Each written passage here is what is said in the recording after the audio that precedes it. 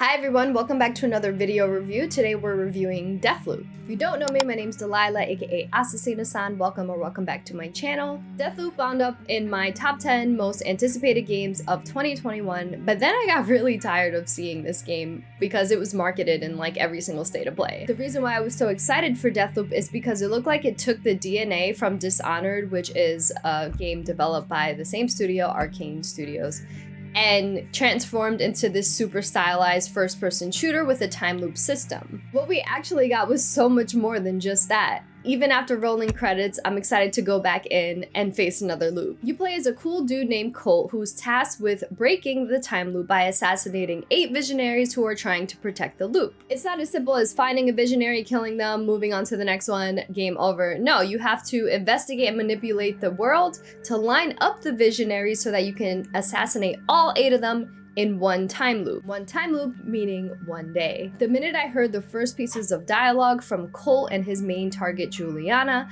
I immediately liked them. So Colt has no memory of who he is, who the visionaries are, or who Juliana is. All he knows is that he needs to break the time loop by killing all these visionaries because they're protecting it. Through each loop, Colt gains breadcrumbs of information about himself, the world, the visionaries, and Juliana. Not only are these breadcrumbs of information sprinkled to piece together narrative threads, but the narrative breadcrumbs are baked into the gameplay. Every piece of information you get offers clues on how you can get one step closer to breaking the loop. You get to know these visionaries, their path, their patterns, their quirks, their bonds, and ultimately their death sentence. These breadcrumbs of information will always make you feel a sense of progression, even when you don't complete a full loop because you died. Well, you don't actually die because this is a time loop game, so you kind of just like evaporate. There wasn't a single loop where I didn't gain helpful information on my ultimate task or on learning about the world of Black Reef Island. The story has some cool twists, but the revelations are subtle as they're mostly in documents and in-game dialogue. There's very few cutscenes. The world building is great, but it's not even the strongest part of Deathloop. The strongest part is hands down the gameplay. Arcane Games has always excelled in stealth combat, and I was surprised to see how silky smooth the movement and the gunplay felt. You can totally still use stealth, but you won't be punished for getting loud. Combining my gun with my slabs, which are your powers, to navigate Black Reef Island and push my way past the main enemies called Eternalists is an absolute blast. The thing is, Deathloop is not a typical first-person shooter where you need to clear an entire room of enemies to progress.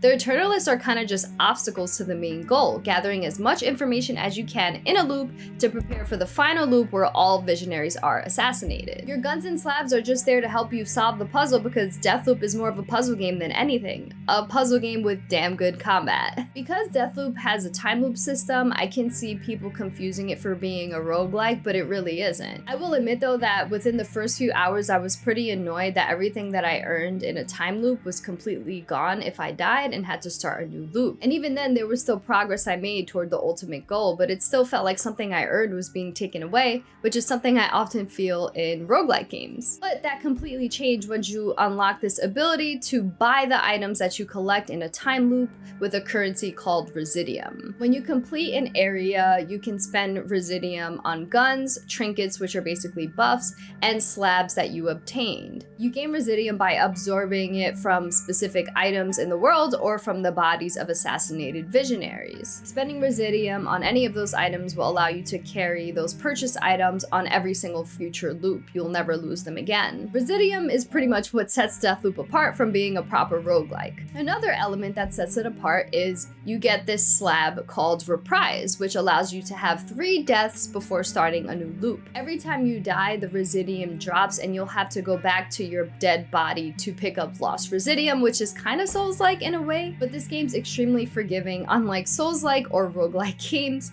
because of the Reprise slab, Residium, and having health literally everywhere on the map. And I think it's on the easier side because it really wants the player to explore and get creative. I love that Deathloop gives the player freedom to experiment, try different slabs, and approach each scenario in a different way. On my final run, I personally would equip the slabs Shift and Nexus in the morning to teleport to vantage points and quickly link Eternalists together so that one headshot would drop them all like flies, and then by the evening I would ensure that Aether was equipped so I would turn invisible and sneak by large group of Eternalists. The thing is, you can only interchange 2 slabs, 3 guns, and 4 trinkets per time time of day, but these options still give players so much freedom. I think in the end, everybody's final loop would have played out completely different, which I think is really, really cool. Like I said before, after rolling credits, I still want to go back in and do more, like completing the visionary assassinations in different ways, completing optional side activities, and trying to protect the loop by playing as Juliana and invading other players' games. So basically, Juliana will visit Colt when he's close to assassinating a visionary. If you play offline, Juliana will invade as an NPC.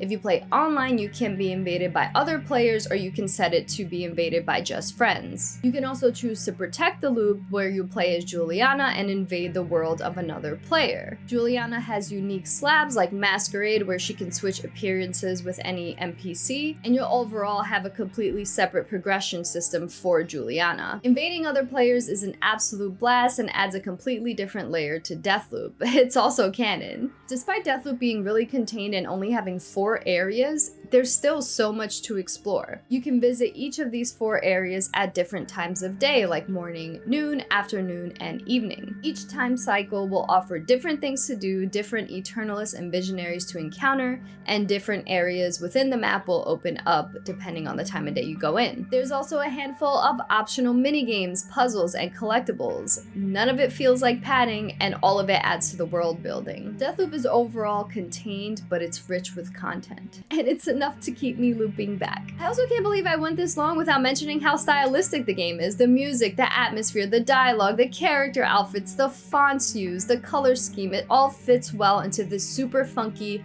futuristic island, and I think that the style rivals a game like Persona 5. Overall, I don't personally think Deathloop is a 5 out of 5 or 10 out of 10 masterpiece like a lot of the outlets are saying. And the reason I don't think it's a masterpiece is because the Eternalist AI aren't too smart, and there are some classic but funny NPC bugs. Another thing is NPCs' designs are reused, but they all look really cool and somewhat menacing like the splicers from BioShock. The game's really pretty and the graphics are great, but they're not as advanced as some titles we've seen in recent years. Despite it not being a masterpiece, in my opinion, Deathloop is very charming and its concept is very, very unique. It's refreshing to see a game adopt a new formula to an oversaturated genre. By the end of your time with Deathloop, you will know every single corner of Black Reef Island as if you designed it. I'm absolutely enamored with Deathloop, and any complaints I have are absolute nitpicks.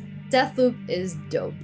So that's it. Let me know what you guys thought of Deathloop. If you played it, if you haven't played it, let me know if this review kind of motivated you to play it, or if you feel like maybe you're gonna wait or not play it at all. If you did play it, I want to know what your favorite slabs were. I want to know what your decision was at the end. I want to know everything. If you can comment on my ending reaction video with your ending choice, that would be the best. Go check that out. It's very short.